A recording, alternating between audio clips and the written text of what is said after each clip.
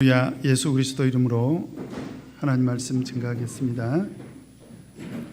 먼저 하나님 말씀 요한계시록 7장 1절에서 8절 말씀 찾겠습니다. 요한계시록 7장 1절에서 8절까지 제가 읽겠습니다. 이 일 후에 내가 내 천사가 땅 내 모퉁이에 선 것을 보니 땅의 사방에 바람을 붙잡아 바람으로 하여금 땅에나 바다에나 각종 나무에 불지 못하게 하더라.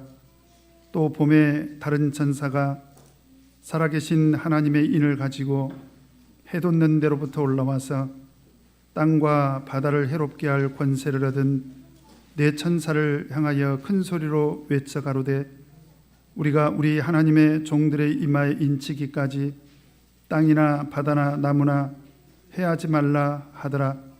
내가 입맞은 자의 수를 들으니 이스라엘 자손의 각 지파 중에서 입맞은 자들이 14만 4천이니 유다 지파 중에 입맞은 자가 1만 2천이요 루벤 지파 중에 1만 2천이요 갓 지파 중에 1만 2천이요 아셀 지파 중에 1만 2천이요 납달리 지파 중에 1만 2천이요 므낫세 지파 중에 1만 2천이요 시몬 지파 중에 1만 2천이요 레위 지파 중에 1만 2천이요 이사갈 지파 중에 1만 2천이요 스불론 지파 중에 1만 2천이요 요셉 지파 중에 1만 2천이요 베냐민 지파 중에 입맞은 자가 1만 2천이라.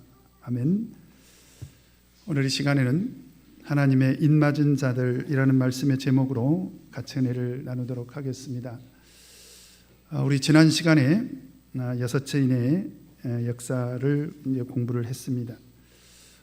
여섯째 인을 떼는 바로 그날은 어떤 날입니까? 오늘 6장 17절을 보면 같이 한번 읽겠습니다. 시작. 그들의 진노의 큰 날이 이르렀으니 누가 능히 서리요 하더라. 바로 여섯째 인을 떼는 그날은 진노의 큰 날이다. 하나님의 심판의 날이다 라는 것이요. 그래서 누가복음 21장 25절에서 27절 말씀을 보면 예수님께서 바로 그 진노의 큰 날에 대해서 이렇게 예언을 하신 바가 있습니다. 1월 성신에는 징조가 있겠고 땅에서는 민족들이 바다와 파도에 우는 소리를 인하여 혼란한 중에 곤고하리라. 사람들이 세상에 임할 일을 생각하고 무서워함으로 기절하리니 이는 하늘의 권능들이 흔들리겠음이라. 그때 사람들이 인자가 구름을 타고 능력과 큰 영광으로 오는 것을 보리라. 그러니까 1월 성신의 징조가 있고 땅에서는 민족들이 바다와 파도에 우는 소리를 하여 혼란한 중에 곤고하고 그리고 사람들이 세상에 임할 일을 생각하고 무서워함으로 어떻게 된다라고 하고 있습니까? 기절한다는 거죠. 기절한다. 바로 무서운 하나님의 진노의 큰 심판으로 인해서 그런 일이 벌어진다라는 거지요. 바로 이런 하나님의 진노의 큰 날에 바로 세상 사람들이 어떻게 절규를 합니까? 6장 17절을 다시 한번 보면 그들의 진노의 큰 날이 이르렀으니 누가 능히 서리요. 누가 능히 이런 하나님의 무서운 진노의 최후의 심판을 피할 수가 있겠는가? 이것은 엄청난 절규요. 그리고 큰 탄식이죠. 자, 그런데 제가 지난 시간에 언급을 했습니다. 바로 그 해답이 어디에 나와 있다? 바로 계시록 7장에 나와 있다라는 거죠. 그래서 누가 능히 서리요? 라고 하는 이런 탄식에 대한 바로 해답이 계시록 7장에 이렇게 기록이 되어 있습니다. 그래서 저는 오늘 이 시간에 이 계시록 7장을 공부하게 되는 우리 성도님들은 참 복받으신 분들이다. 그죠? 왜냐하면 6장 17절에 보니까 그들의 진노에 큰 날이 이르렀으니 누가 능히 서리요. 이거 엄청난 절규요 탄식이지 않습니까? 그런데 우리는 그 하나님의 진노의 큰 날을 예비할 수 있는 그런 기회를 얻은 거죠. 그런 내용을 우리가 정확하게 공부할 수 있는 이런 시간을 갖게 된 것은 저는 참 다행스럽게 생각을 합니다. 자, 그러면 누가 능히 설 수 있을까요? 오늘 본문 말씀을 통해서 같이 한번 확인을 해보도록 하겠습니다. 먼저 7장 1절, 자, 같이 한번 읽겠습니다. 7장 1절 시작. 2일 후에 내가 내 천사가 땅 내 모퉁이에 선 것을 보니 땅의 사방의 바람을 붙잡아 바람으로 하여금 땅에나 바다에나 각종 나무에 불지 못하게 하더라. 자, 1절을 보니까 지금 요한 사도가 본 것입니다. 어떤 것을 봤습니까? 네 천사가 등장을 한 거예요. 그래서 네 천사가 그 땅 네 모퉁이, 땅 네 모퉁이라는 것은 동서남북을 말하는 거죠. 그죠? 동서남북. 이것은 온 세계를 말하는 것입니다. 동서남북, 온 세계에 그 땅 네 모퉁이에 네 천사가 섰는데 왜 이 천사들이 그 땅 네 모퉁이에 서 있느냐? 땅의 사방의 바람, 그러니까 온 세상이 지금 바람이 일었다는 거예요. 바람. 여기서 바람은 재앙을 말하는 것입니다. 그래서 온 땅에서 일어나는, 온 땅 동서남북 그 사방에서 일어나는 그런 재앙을 이 네 천사가 지금 어떻게 하고 있습니까? 붙잡고 있다는 거예요. 그 바람이 불어오는 것을 동쪽, 서쪽, 남쪽, 북쪽에서 막 어마어마하게 지금 먹구름이 몰려오고 엄청난 대재앙이 일어나려고 하고 있는데 네 천사가 그것을 다 지금 붙잡고 있는 거예요. 그래서 땅에나 바다에나 각종 나무에 불지 못하게 하더라. 이 사람들은 사람이 아니라 이 천사들은 바로 그 땅의 사방의 바람을 지금 붙잡고 있다라는 거지요. 그러면 이 천사들은 그 정체가 뭐냐? 우리 2절에 보니까 2절, 자, 같이 한번 읽겠습니다. 시작. 또 봄에 다른 천사가 살아계신 하나님의 일을 가지고 해돋는 데로부터 올라와서 땅과 바다를 해롭게 할 권세를 얻은 네 천사를 향하여 큰 소리로 외쳐 가로되, 여기서 보니까 다른 천사가 등장해 가지고 그 네 천사들에게 한 얘기입니다. 그 네 천사들에게 한 얘기가 뭐냐면 땅과 바다를 해롭게 할 권세를 얻은 네 천사를 향하여. 그러면 이 네 천사는 원래는 어떤 권세를 갖고 있는 천사라고 하는 것입니까? 지금 땅과 바다를 해롭게 할 권세를 갖고 있다는 거예요. 그런데 지금은 그것을 붙잡고 있다는 거예요. 붙잡고 있다.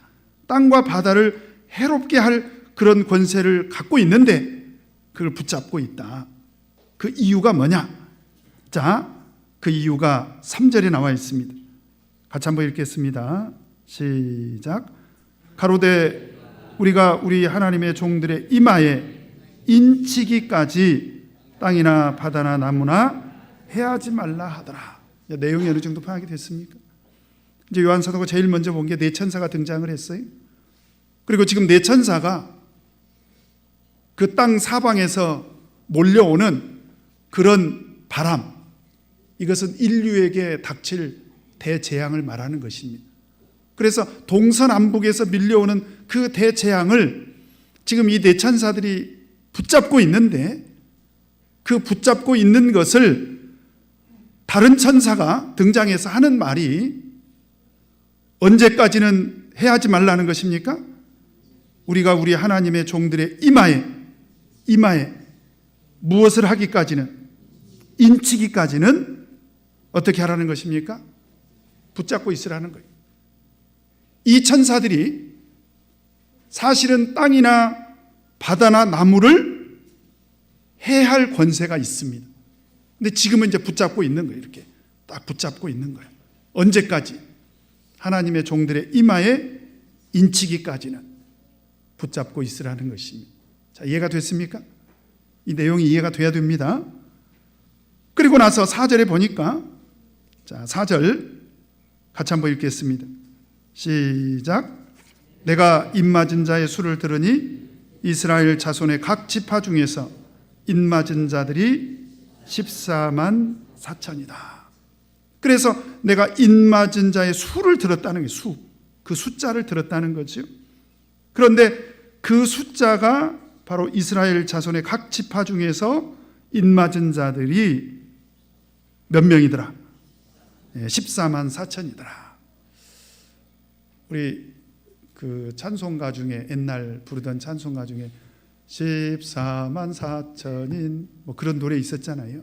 그게 여기서 등장하는 거예요. 그게 그냥 공연히 14만 4천인을 말한 것이 아닙니다. 자, 그러면 도대체 이 14만 4천 명은 그 정체가 뭐냐? 그리고 왜 이마에 인을 맞았는가? 그리고 그 인 맞은 자 14만 4천인은 도대체 그 정체가 뭐냐? 자, 우리 계시록 14장을 먼저 찾아보도록 하겠습니다. 자, 계시록 14장 3절. 14장 3절. 같이 한번 읽겠습니다. 시작. 저희가 보좌와 내 생물과 장로들 앞에서 새 노래를 부르니 땅에서 구속함을 얻은 14만 4천인 밖에는 능히 이 노래를 배울 자가 없더라. 아, 그렇구나. 이 14만 4천인은 그 정체가 무엇입니까? 땅에서 구속함을 얻은 자들이더라. 땅에서 구속함을 얻은 자들이 바로 14만 4천인이더라. 지금 그 얘기입니다. 그러면 답은 나왔네요. 그죠? 답은 나왔습니다. 하나님의 진노의 큰 날, 대심판 날에 그 하나님의 심판을 면할 수 있는 사람이 되려면 몇 등 안에 들어야 돼요? 몇 등 안에? 14만 4천 등 안에 들어야 돼요. 지금 그 얘기입니다. 그죠? 그래서 14장 3절에 보니까 땅에서 구속함을 얻은 14만 4천인 밖에는 능히 이 노래를 배울 자가 없더라. 그러니까 땅에서 구속함을 입으려면 몇 등 안에 들어야 된다? 14만 4천 등 안에 들어야 된다. 이것은 하나님의 구속을 설명하고 있는 것이고요. 그리고 14만 4천 명은 바로 하나님의 구속을 받은 자들을 말하고 있는 것입니다. 그래서 바로 이 사람들은 계시록 9장 4절을 보니까요. 자, 계시록 9장 4절을 보면 이제 무저갱에서 짐승 하나가 올라오는데 9장 4절에 보면 자, 그 일로 인해서 어떤 일이 일어나느냐. 9장 4절 같이 읽겠습니다. 시작. 저에게 이르시되 땅의 풀이나 푸른 것이나 각종 수목은 해하지 말고 오직 이마에 하나님의 인맞지 아니한 사람들만 해하라 하시더라. 이거 무슨 얘기예요? 해를 인맞은 자들은 해를 받는다 안 받는다? 안 받는다. 왜? 이미 구속을 받아버렸기 때문에.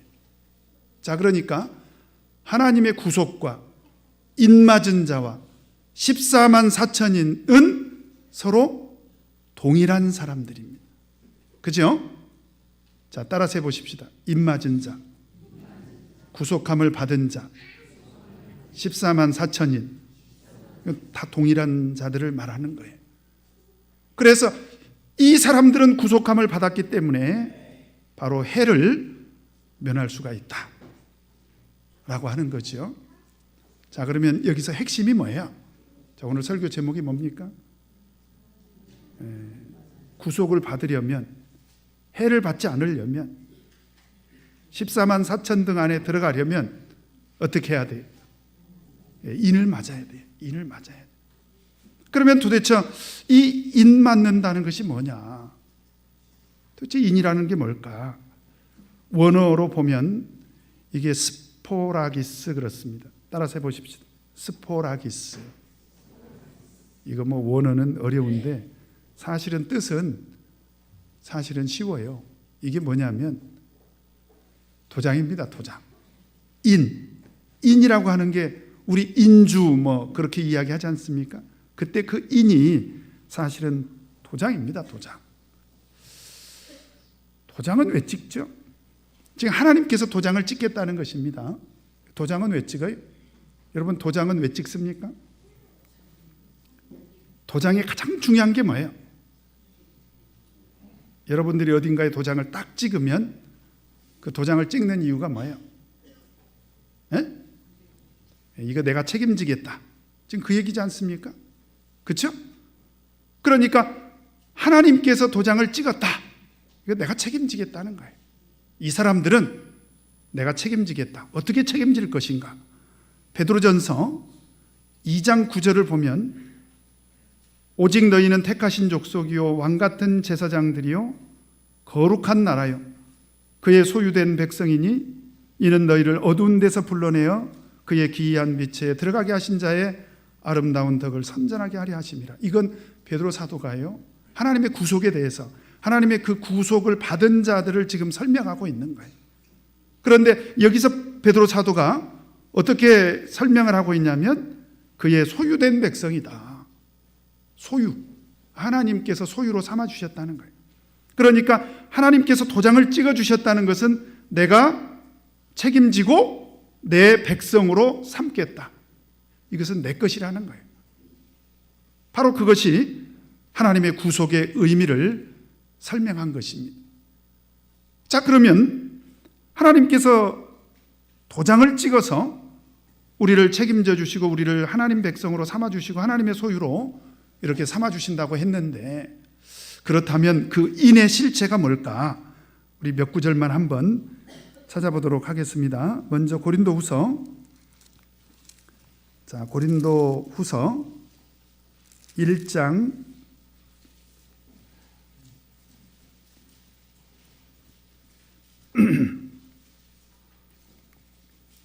20절 같이 한번 읽겠습니다. 시작. 하나님의 약속은 얼마든지 그리스도 안에서 예가 되니 그런즉 그로 말미암아 우리가 아멘하여 하나님께 영광을 돌리게 되느니라. 하나님의 약속은 틀림없다. 틀림없이 이루어진다. 그리스도 안에서 예가 된다는 얘기는 무슨 얘기냐면 하나님께서 약속하신 것은 틀림없이 그대로 이루어진다. 그래서 우리는 하나님의 약속 앞에서 항상 아멘 이렇게 해서 하나님께 영광을 돌리게 된다. 지금 그 얘기입니다. 근데 이 얘기를 왜 했냐 이 말이죠. 우리 21절 22절 같이 한번 읽겠습니다. 시작.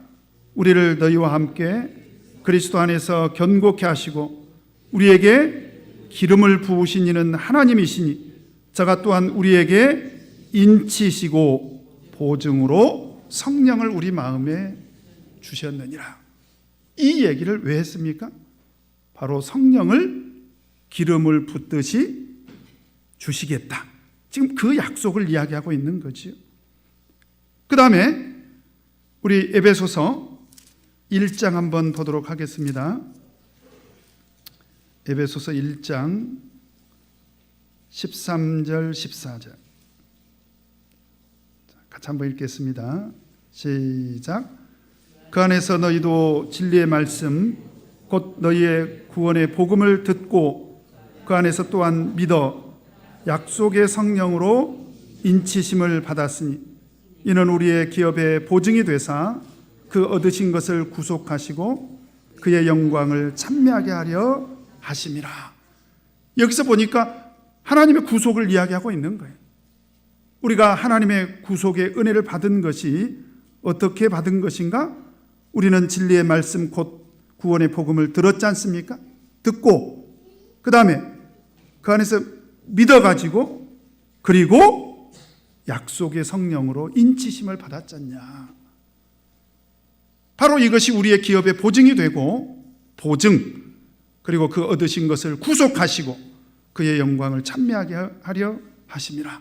하나님의 구속을 지금 설명하고 있는 것입니다. 자, 그 다음에 에베소서 4장 30절 같이 한번 읽겠습니다. 시작. 하나님의 성령을 근심하게 하지 말라. 그 안에서 너희가 구속의 날까지 인치심을 받았느니라. 바울 사도가 이 얘기도 역시 하나님의 구속을 설명하기 위해서 이 말씀을 하신 것입니다. 자, 틀림없죠? 그래서 그런 구속의 날까지 우리가 하나님의 성령을 근심하게 하면 안 된다는 거예요. 하나님의 성령을 근심하게 하면 안 돼요. 여러분, 지금 우리 안에 있는 이 하나님의 성령은 영으로 보면 사실은 하나님께서 들어와 계신 거예요. 그래서 내가 못된 생각을 하면 하나님이 근심을 하십니다. 내가 불신앙적인 행동을 하면 하나님께서 근심을 하세요. 그래서 우리는 그 구속의 날까지는 하나님의 성령을 근심하게 해서는 안 된다는 거예요. 지금 하나님의 구속을 이야기하고 있는 것입니다. 자, 고린도후서 1장, 에베소서 1장, 에베소서 4장 전부 공통점이 있어요. 첫 번째, 무엇을 이야기하고 있는 거다? 하나님의 구속을 이야기하고 있다. 그죠? 그런데 그 하나님의 구속을 이야기하면서 전부 다 무엇이 등장하고 있습니까? 성령이 등장하고 있어요. 틀림없죠? 그런데 그 하나님의 구속을 어떻게 표현하고 있습니까? 성령의 인치심으로 이렇게 설명하고 있습니다. 자, 틀림없죠? 또 찾아봐요. 고린도후서 1장 22절에 보니까 저가 또한 우리에게 인치시고 보증으로 성령을 우리 마음에 주셨느니라. 인치셨다. 지금 그렇게 말씀을 하고 있고, 에베소서 1장 13절에 보면 또한 믿어 약속의 성령으로 인치심을 받았으니 성령으로 인치셨다. 그 다음에 에베소서 4장 30절에 보면 그 안에서 너희가 구속의 날까지 인치심을 받았느니라. 성령으로 인치심을 받았다는 거죠. 자, 그러면 이제 결론을 내려보십시다. 여기서 계시록 다시 7장으로 돌아가서요. 하나님께서 인치셨다. 지금 인을 치고 계신다라고 이야기하고 있지 않습니까? 7장 3절에 보면 가로되 우리가 우리 하나님의 종들의 이마에 인치기까지 인을 친다라고 이야기하고 있고, 4절에 보면 내가 입맞은 자의 수를 들으니 하나님의 구속을 지금 설명을 하는데 인을 맞고 있다, 인치셨다 이렇게 이야기하고 있는데, 바로 이 사람들은 누구를 말하고 있습니까? 누구를 말하고 있어요? 성령 받은 자들을 말하고 있는 것입니다. 믿으십니까? 성령 받은 사람들을 말하고 있다니까요. 자, 그죠? 자, 틀림없죠? 넘어가도 되겠죠? 조금 궁금한 것은 왜 14만 4천 명인가? 자, 그 이유는 쉽습니다. 5절부터 8절까지 내용을 보니까 이스라엘의 12지파가 등장을 합니다. 일일이 계산 안 해봐도 쉬워요. 각 지파당 몇 명씩? 12,000명씩. 그래서 몇 지파입니까? 12지파. 그래서 모두 14만 4천 명. 이렇게 구속을 받게 된다. 지금 그런 얘기입니다. 맞죠? 근데 이제 여기서 우리가 궁금한 것이 생기는 것은 14만 4천 명이다 라고만 이야기하고 말았다면 좀 우리가 덜 궁금할 텐데, 5절부터 8절까지 분명히 이스라엘의 12지파를 이야기하고 있습니다. 자, 그러면 도대체 이 이스라엘의 12지파는 누구를 말하냐 이 말이죠. 여러분, 우리가 성경 속에서 이스라엘의 12지파의 신앙을 한번 생각해 보면, 그들은 아브라함의 후손들로서, 그죠? 아브라함의 아들이 이삭이었고, 이삭의 아들이 야곱이었고, 그 야곱의 12아들이 12지파가 돼서 구약시대에 그들이 하나님의 구속의 중심에 있었던 것 틀림없죠? 성경의 역사니까요. 자, 그렇게 해서 성경이 끝났으면 오늘 이 말씀을 해석하는 것은 참 쉽습니다. 왜냐하면 하나님께서 그 12지파를 구속하시는데 한 지파당 12,000명씩, 그러니까 12,000등 안에 들어야 돼요. 그렇게 해서 14만 4천 명 구원하신다. 이렇게 이해를 하면 될 텐데, 우리가 성경 속에서 발견할 수 있는 것은 뭐냐면, 그 이스라엘의 12지파가 구주이신 하나님의 구속의 은혜를 가지고 오신, 그래서 약속의 성령을 보내주신 예수 그리스도를 믿었어요? 안 믿었어요? 안 믿었습니다. 배척을 했어요. 핍박을 했습니다. 그래서 그들이 예수님을 십자가에 매달아 버리고 말았습니다. 그렇다면 여기서 말하고 있는 이스라엘의 12지파는 누구를 말하냐 이 말이죠. 여러분, 갈라디아서 4장을 한번 보도록 하겠습니다. 자, 갈라디아서 4장 28절 29절.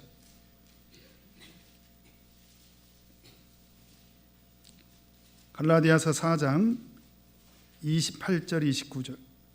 자, 같이 읽겠습니다. 시작. 형제들아, 너희는 이삭과 같이 약속의 자녀라. 그러나 그때의 육체를 따르는 자가 성령을 따르는 자를 핍박한 것 같이 이제도 그러하도다. 이게 무슨 얘기죠? 지금 갈라디아서는 지금 이방인들을 상대로 해서 쓰여진 편지 서신이잖아요. 그렇죠? 근데 지금 뭐라고 바울 사도가 이야기하고 있냐면, 형제들아, 너희는 이삭과 같이 약속의 자녀라는 거예요. 어떤 약속을 받고 하나님의 자녀가 된 것입니까? 29절에 보니까 그러나 그때 육체를 따르는 자가 성령을 따르는 자를 핍박한 것 같이 이제도 그러하도다. 여기서 약속의 자녀는 누구를 말하고 있는 것입니까?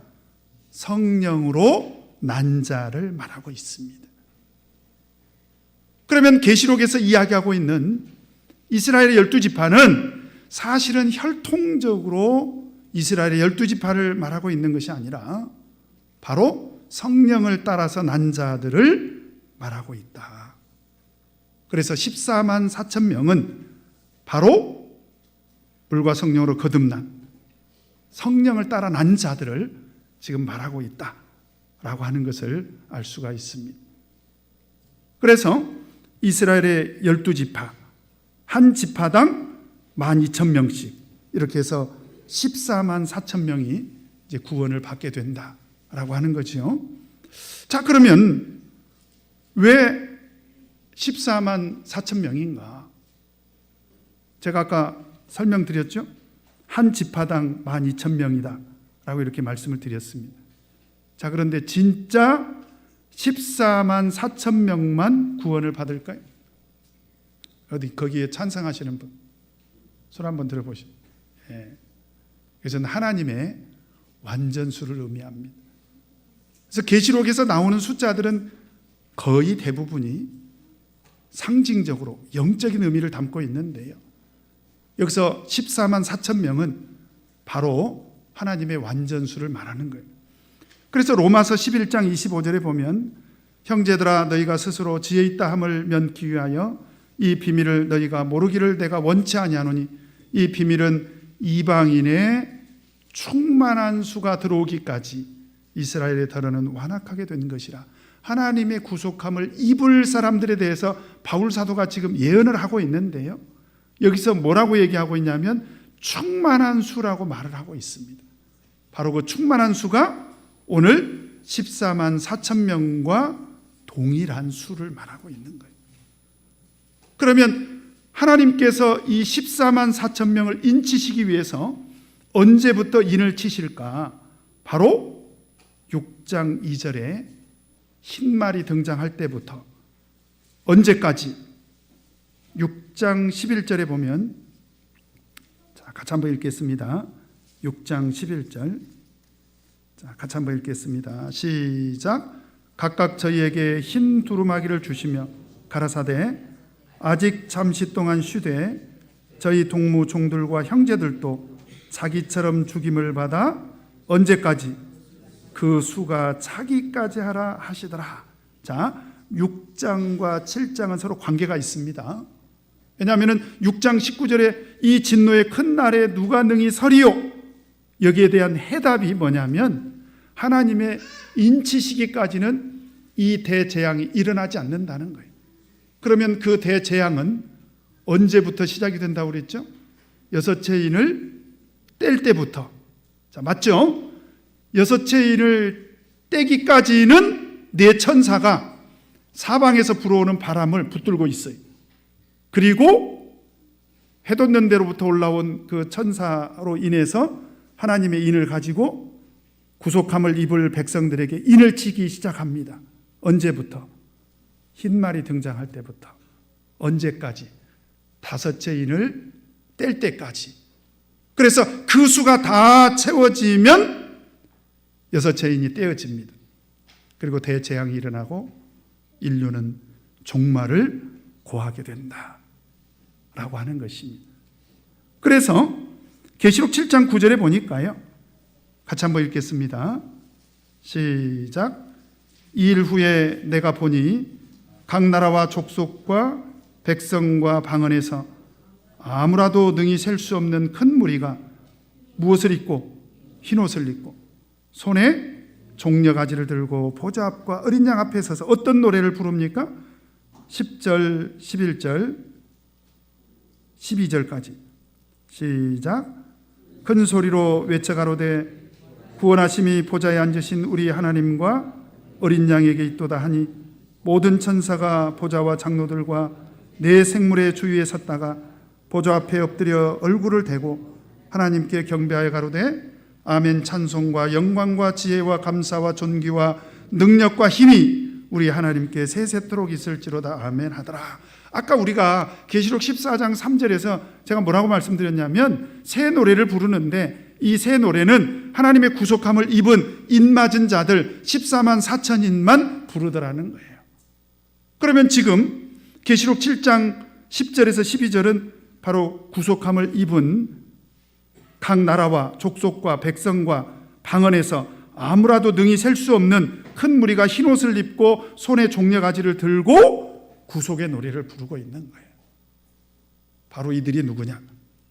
이 사람들은 14만 4천인과 관계가 있습니다. 14만 4천인과 관계가 있어요. 자, 그렇다면 이제 또 하나 우리가 생각할 것은 7장 5절부터 7장 8절까지 12지파가 나오는데요.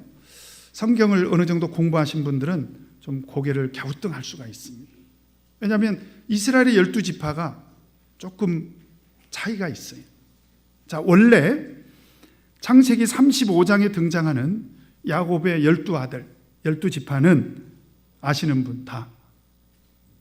큰아들이 누구예요? 르우벤. 막내가 누굽니까? 베냐민. 그 정도만 알아도 훌륭하십니다. 자, 큰아들이 누구냐면 르우벤, 둘째가 시므온, 셋째가 레위. 그래서 저는 르슈레 이런 식으로 외웠습니다. 르우벤, 시므온, 레위, 유다, 스불론, 이사갈, 단, 갓, 아셀, 납달리, 요셉, 베냐민. 그렇습니다. 이게 12지파예요. 뭐 몰라도 돼요. 자, 그런데 출애굽 과정에서 하나님께서 레위 족속을 구별했죠. 그래서 이들은 하나님의 제사장 지파로 삼아주시고 이들을 성막을 관리하는 그런 성업에 힘쓰는 일꾼으로 삼아주시면서 요셉의 두 아들, 그죠? 므낫세하고 에브라임을 두 지파로 나눠서 12지파로 삼았습니다. 자, 맞죠? 자, 그런데 오늘 계시록 7장에 자 봅니다. 계시록 7장 유다, 르우벤, 갓, 아셀, 납달리, 므낫세, 시므온, 레위, 이사갈, 스불론, 요셉, 베냐민. 제가 12명을 불렀는데 조금 이상한 점을 발견하신 분. 자, 빨리. 이상한. 누가 빠졌습니까? 오, 단지파가 빠졌네. 그 다음에 또 누가 빠졌습니까? 요셉이 들어가고 에브라임이 빠졌죠. 그렇죠? 그렇지 않습니까? 자, 그리고 레위 지파가 다시 또 들어갔어요. 레위 지파가 들어갔죠? 예. 근데 왜 이렇게 12지파를 이렇게 말씀하셨는지 이유를 설명을 안 하셔요. 그래서 저도 잘 모르겠어요. 자, 그래도 설명을 드려야 되니까 우리가 성경을 전체적으로 보고, 이것은 왜냐하면 계시록 안에서 그 이유를 찾을 수가 없어요. 아무리 제가 이걸 찾아서 설명을 하려고 해도 그건 설명드릴 수가 없어요. 그래서 성경을 전체적으로 보고 한번 제가 설명을 드려보도록 하겠습니다. 첫 번째로 레위 지파가 다시 들어간 것은 이런 이유가 저는 있다고 생각을 합니다. 이제 성령을 받고 물과 성령으로 거듭난 우리 성도들은 신분이 왕 같은 제사장이 됐죠. 그러니까 레위 지파만 제사장이 아니라는 거예요. 우리는 다 이제 영적으로 다 왕 같은 제사장이 됐어요. 그러니까 레위 지파를 따로 뺄 필요가 없죠. 그래서 레위 지파가 들어갔다, 이렇게 생각을 합니다. 뭐 일리가 있죠. 그 다음에 왜 단 지파와 에브라임이 빠졌는가? 그래서 이렇게 성경을 쭉 보니까요, 사사기 18장 18절에 어떤 일이 있었냐면, 그 5사람이 미가의 집에 들어가서 그 새긴 신상과 에봇과 드라빔과 부어 만든 신상을 취하여 내매 제사장이 그들에게 묻되 너희가 무엇을 하느냐? 지금 어떤 사람들이 신상과 에봇과 드라빔과 부어 만든 신상을 만들었다는 거예요. 우상을 만들었다는 거예요. 그러면 이들이 누구냐 이 말이죠. 30절에 보니까, 사사기 18장 30절입니다. 단 자손이 자기를 위하여 그 새긴 신상을 세웠고 모세의 손자 게르손의 아들 요나단과 그 자손은 단 지파의 제사장이 되어 이 백성이 사로잡히는 날까지 이르렀더라. 단 지파가 우상을 숭배합니다. 하나님은 우상을 숭배하는 걸 싫어하시죠? 그래서 빠진 것이 아닐까. 불명예스러운 지파의 이름이잖아요. 사실은 혈통적인 지파는 이제 의미가 없어요. 영적인 개념으로 우리가 이해한다면 뭐 누가 들어가고 누가 빠졌을까, 이거 별로 그렇게 중요하지 않는데, 그래도 여기에 저는 메시지가 있다고 봐요. 단 지파는 우상을 숭배함으로 하나님께서 계시록에서 빼버렸다, 이렇게 생각이 됩니다. 그 다음에 호세아 4장 17절에 보면 에브라임이 우상과 연합하였으니 버려두라. 에브라임도 왜 계시록에서 빠져버렸을까요? 바로 우상을 숭배했기 때문에. 그래서 이와 같이 우상을 숭배했던 단 지파 그리고 에브라임 지파는 계시록의 마지막 종말의 때 구속함을 입은 이스라엘의 12지파 속에서 빠지게 됐다, 이렇게 우리가 이해를 하면 되겠습니다. 그리고 또 한 가지 생각할 것은, 자, 원래 장자가 누구죠? 장자가 누구예요? 르우벤이죠. 근데 제일 먼저 누가 등장을 해요? 왜 그랬을까요? 예수님이 유다 지파를 통해서 세상에 오셨지 않습니까? 그래서 바로 그 장자는 유다 지파가 차지를 한 것입니다. 자, 뭐 이 정도 설명을 하면 될 것 같습니다. 어쨌든 가장 중요한 것은 뭐냐? 바로 이 14만 4천인이 누구냐 이 말이죠. 누굽니까? 하나님의 구속함을 받은 사람들입니다. 어떻게 해서 하나님의 구속을 받게 됐습니까? 이게 제일 핵심인데, 어떻게 해서 하나님의 구속을 받게 됐어요? 이마에 인을 맞았다. 그런데 이 인이 뭐라고 했습니까? 바로 성령의 인치십니다. 자, 그런데 마지막으로 우리 7장 2절 한번 읽고 오늘 말씀을 마치도록 하겠습니다. 계시록 7장 2절 같이 한번 읽겠습니다. 시작. 또 봄에 다른 천사가 살아계신 하나님의 인을 가지고 어디로부터 올라와서, 어디로부터 해돋는 데로부터 올라와서 땅과 바다를 해롭게 할 권세를 얻은 내 천사를 향하여 큰 소리로 외쳐 가로되 우리가 우리 하나님의 종들의 이마에 인치기까지, 성령의 인을 말하는 거예요. 땅이나 바다나 나무나 해하지 말라 하더라. 어디로부터 올라와서요? 어디로부터? 해돋는 데로부터. 바로 여기는 어디를 말합니까? 동방을 말합니다. 그래서 우리는 오늘 이 말씀의 의미를 우리가 약속의 성령의 역사를 알기 때문에 우리는 이렇게 해석을 합니다. 바로 해돋는 데로부터 올라와서 하나님의 인치심의 역사는 어디에서 언제부터 시작이 됐는가? 바로 1917년 동방의 중국 북경에서부터 성령이 내리기 시작했다. 바로 이들은 누구일까요?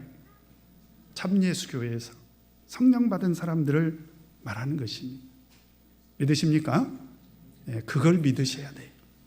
그래서 우리는 하나님의 구속함을 받은 사람들이고요, 그리고 성령으로 인치심을 받은 자들이고, 그래서 우리는 14만 4천 등 안에 든 사람들인 것입니다. 여러분 믿으십니까? 시편 49편 20절에 보면 존귀의 차 하나 깨닫지 못하는 사람은 멸망하는 짐승 같도다. 우리가 성령을 받고 하나님의 구속함을 받고, 그래서 성령으로 인치심을 받아서 14만 4천 명 안에 들어가고, 그래서 마지막 대재앙의 날에 그 대재앙을 면할 수 있는 하나님의 구속의 은혜를 받은 이 사실 하나만으로도요 얼마나 귀하고 존귀한 일입니까? 앞으로 성령으로 하나님의 인치심 받은 것을 존귀하게 여기시고 우리 예수님의 재림을 준비하시는 저와 여러분 되시기를 예수 이름으로 축원합니다. 우리 다 같이 찬송 179장 찬양하시겠습니다.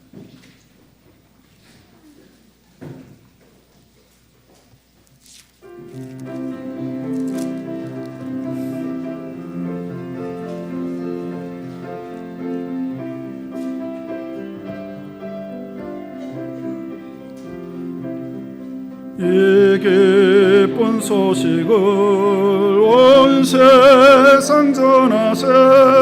근활난 고통을 당하는 자에게 주 믿는 성도들 다 전할 소식은 성령이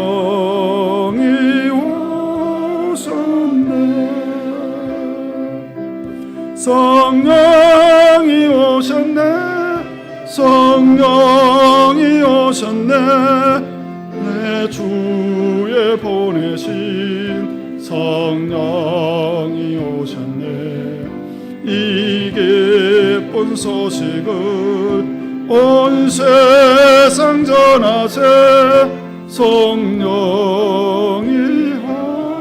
오셨네. 만왕의 왕께서 저 사로잡힌 자 다 구원하시고 잠자유 주셨네. 승리의 노래가 온 성에 들리니 성령이 오셨네. 성령이 오셨네. 성령이 오셨네. 내 주에 보내신 성령이 오셨네. 이 기쁜 소식을 온 세상 전하세. 성령이 오셨네. 한없는 사랑과 그 크신 은혜를 늘 의심하면서 안 믿는 자에게 내 작은 입으로 곧 증거하리니 성령이 오셨네. 성령이 오셨네. 성령이 오셨네.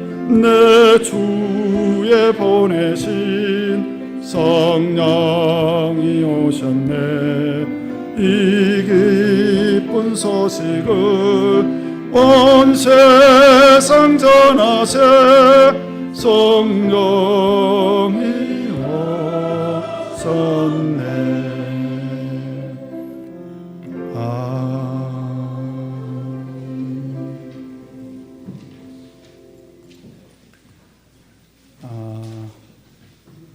우주적 관점에서 보면 지금은 전 세계가 다섯째인의 시대를 우리가 살아가고 있습니다. 그러니까 하나님의 인치심의 역사가 아직은 진행 중이다라는 거죠. 그리고 여섯째 인이 떼어지게 되면 성령이 그칩니다. 성령이 그치기 전에 성령을 받아야 되지 않겠습니까? 그죠? 성령의 역사가 그치는 날이 옵니다. 그리고 여섯째 인이 떼어지고 마지막 종말이 오게 되겠죠. 오늘 우리는 하나님의 구속의 인을 맞은 자로서 다행스럽게 생각하기도 해야 되지만 사실은 이것은 동시에 우리의 사명입니다. 그래서 예수님께서 오직 성령이 너희에게 임하시면 뭐라고 그랬습니까? 너희가 권능을 받고 예루살렘과 온 유대와 사마리아와 땅끝까지 이르러 내 증인이 되리라 하시니라. 하나님께서 우리에게 또 사명을 주신 거예요. 오늘 이 시간 기도하시면서 하나님의 구속의 은혜에 감사하면서도 동시에 사명을 다할 수 있는 저희들이 될 수 있도록 다 같이 기도하시겠습니다.